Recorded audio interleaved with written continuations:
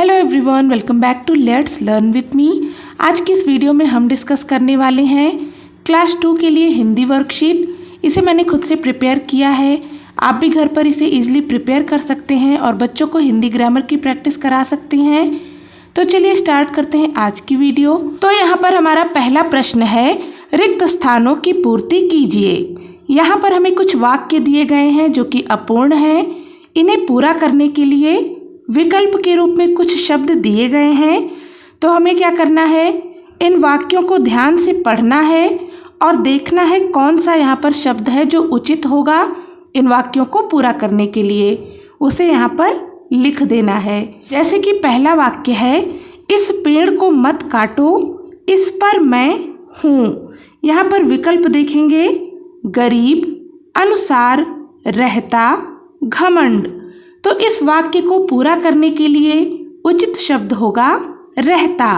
यहाँ पर हम लिखेंगे र ह ता। तो इस तरह से ये वाक्य पूरा हो जाएगा। इस पेड़ को मत काटो, इस पर मैं रहता हूँ। अगला है, मैं नियम के चलने में असमर्थ हूँ। तो यहाँ पर उचित शब्द होगा अनुसार। हम यहाँ पर भर देंगे अनुसार। मैं नियम के अनुसार चलने में असमर्थ हूँ। अगला है, हवा को अपनी शक्ति पर हो गया। क्या हो गया? यहाँ पर उचित शब्द हो जाएगा घमंड। हवा को अपनी शक्ति पर घमंड हो गया। एक गांव में एक किसान रहता था, वह बहुत ही था। क्या था? गरीब। यहाँ पर हम लिखेंगे गरीब। इस तरह से ये वाक्य पूरा हो जाएगा। एक गांव में एक किसान रहता था, वह बहुत ही गरीब था। इस तरह से ये वाक्य पूरा हो जाएगा। एक गांव में एक किसान रहता था, वह बहुत ही गरीब था। अगला प्रश्न है, निम्नलिखित शब्दों के भाववाचक संज्ञा बनाइए। तो यहाँ पर हमें कुछ संज्ञा शब्द दिए गए हैं, इन्हें हमें भाववाचक संज्ञा में परिवर्तित करना है। जैसे कि पहला शब्द है बच्चा। तो बच्चा, इस शब्द को जब हम भाववाचक संज्ञा में परिवर्तित करेंगे तो यहाँ पर शब्द बनेगा बचपन। बच्चा, बचपन। यहाँ पर है गरीब, तो इससे भाववाचक संज्ञा क्या बनेगी? गरीबी। फिर है बुरा। बुरा से जब भाववाचक संज्ञा हम बनाएंगे तो यहाँ पर शब्द बनेगा बुराई। अच्छा, अच्छा से हम जब भाववाचक संज्ञा बनाएंगे तो यहाँ पर बनेगा अच्छाई। इसी तरीके से खुश, खुश का भाववाचक संज्ञा बनेगा खुशी। फिर है भारत। भारत का भाववाचक संज्ञा बन जाएगा भारतीय। इस तरह से अगला प्रश्न है, निम्नलिखित शब्दों के पर्यायवाची शब्द लिखो। यहाँ पर हमें कुछ शब्द दिए गए हैं, इनके हमें पर्यायवाची शब्द लिखने हैं। जैसे कि पहला है संध्या। संध्या का पर्यायवाची शब्द हो जाएगा शाम। दृष्टि, दृष्टि का पर्यायवाची शब्द होगा नजर। अचानक, अचानक का हो जाएगा सहसा या फिर एकाएक। फिर है निश्चय। निश्चय का पर्यायवाची शब्द हो जाएगा फैसला। फिर है रात्रि। रात्रि का हो जाएगा रात। सूर्य, सूर्य का पर्यायवाची शब्द हो जाएगा सूरज। इस तरह से अगला प्रश्न है, निम्नलिखित शब्दों में ता एवं ई जोड़कर शब्द बनाइए। यहाँ पर हमें कुछ शब्द दिए गए हैं, इनमें हमें ता और यहाँ जो शब्द हैं इनमें ई जोड़ करके शब्द बनाने हैं। जैसे कि पहला शब्द यहाँ पर है स्वतंत्र, तो इसमें हम जोड़ेंगे ता, शब्द बनेगा स्वतंत्रता। स्वतंत्रता।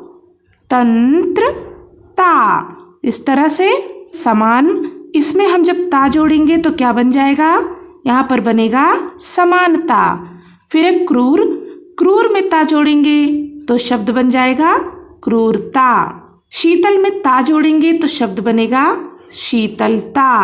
कला, कला शब्द में हम ई जोड़ेंगे तो यहाँ पर बन जाएगा कलाई। फिर है ठंडा। ठंडा में ई जोड़ेंगे तो शब्द बनेगा ठंडाई। भला में ई जोड़ेंगे तो शब्द बन जाएगा भलाई। कमा में जब हम ई जोड़ेंगे तो शब्द बनेगा कमाई। अगला प्रश्न है, निम्नलिखित शब्दों को शुद्ध करके लिखिए। यहाँ पर हमें कुछ शब्द दिए गए हैं जो कि अशुद्ध रूप से लिखे गए हैं, यानी कि इनकी जो मात्राएं हैं वह सही से नहीं लगी हैं। तो इन्हें क्या करना है, इन्हें हमें शुद्ध करके यानी कि सही करके लिखना है। जैसे कि पहला शब्द है अनेक, तो अनेक नहीं होता, अनेक होता है। यहाँ पर गलत क्या है, ना पर ए की मात्रा लगी हुई है, जबकि यहाँ पर क्या लगना चाहिए, ना पर ए की मात्रा। तो यहाँ पर इसे हम ठीक से लिखेंगे सही करके, ना पर ए की मात्रा, क, अनेक। फिर अगला शब्द यहाँ पर है भरात, ये शब्द है भारत। तो यहाँ पर अशुद्धि क्या है, यहाँ रा में आ की मात्रा लगी है, जबकि भा में लगनी चाहिए थी आ की मात्रा। तो यहाँ पर हम इसे शुद्ध करके लिखेंगे, भा पर आ की मात्रा, रा और त, भारत। फिर अगला शब्द यहाँ पर है पुरानी, ना में जो ई की मात्रा लगी हुई है यहाँ पर अशुद्धि है, ना में ई की मात्रा लगनी चाहिए। तो यहाँ पर हम लिखेंगे आ पर उ की मात्रा, रा पर आ की मात्रा और ना पर ई की मात्रा, पुरानी। फिर यहाँ पर है विदेश, विदेश नहीं होता, विदेश होता है। तो यहाँ पर हम लिखेंगे विदेश। अगला शब्द है स्वतंत्र, तो यहाँ अशुद्धि कहाँ पर है, यहाँ जो ना लगा हुआ है ये गलत है, अशुद्ध है। इसे हम इस प्रकार से लिखेंगे स व, और ता जब लिखेंगे तो इसके ऊपर हम प्रयोग करेंगे अनुस्वार का और यहाँ पर त्र का। तो इस तरह से ये शुद्ध रूप से लिखा जाएगा स्वतंत्र। अगला शब्द यहाँ पर लिखा हुआ है आंदोलन, तो ये शब्द होता है आंदोलन। तो इसको हम किस प्रकार से लिखेंगे, यहाँ पर हम लिखेंगे आ और फिर यहाँ पर लगाएंगे आधा ना, दा पर ओ की मात्रा, ल और फिर ना, आंदोलन। अगला प्रश्न है, खाली स्थान में उचित सर्वनाम भरिए। यहाँ पर हमें कुछ वाक्य दिए गए हैं जो कि अपूर्ण है। इन्हें पूरा करने के लिए हमें यहाँ पर कुछ शब्द दिए गए हैं जो कि सर्वनाम शब्द हैं। तो इन वाक्यों को हमें बहुत ही ध्यान से पढ़ना है और देखना है कि इसके लिए उचित सर्वनाम कौन सा होगा, उसे यहाँ पर हम भरेंगे और इन वाक्यों को पूरा करेंगे। तो पहला वाक्य है बहुत दयालु हो। यहाँ विकल्प में देखते हैं मेरा, तुम, वह, हम, उसे, उसने। तो इस वाक्य को पूरा करने के लिए उचित सर्वनाम शब्द हो जाएगा तुम। यहाँ पर हम लिखेंगे तुम। तो इस तरीके से ये वाक्य होगा, तुम बहुत दयालु हो, मेरा घनिष्ठ मित्र है। तो इस वाक्य को पूरा करने के लिए उचित शब्द होगा वह मेरा घनिष्ठ मित्र है। आज बाजार नहीं जाएंगे, इस वाक्य के लिए उचित शब्द होगा हम आज बाजार नहीं जाएंगे। फिर है हमारा सामान चुरा लिया, इस वाक्य के लिए उचित शब्द होगा उसने हमारा सामान चुरा लिया। फिर है बंदर ने काट लिया, इस वाक्य के लिए उचित शब्द होगा उसे बंदर ने काट लिया। फिर है भाई रो रहा है, तो यहाँ पर इस वाक्य को पूरा करने के लिए उचित शब्द होगा मेरा भाई रो रहा है। इस तरह से इसे हम पूरा करेंगे।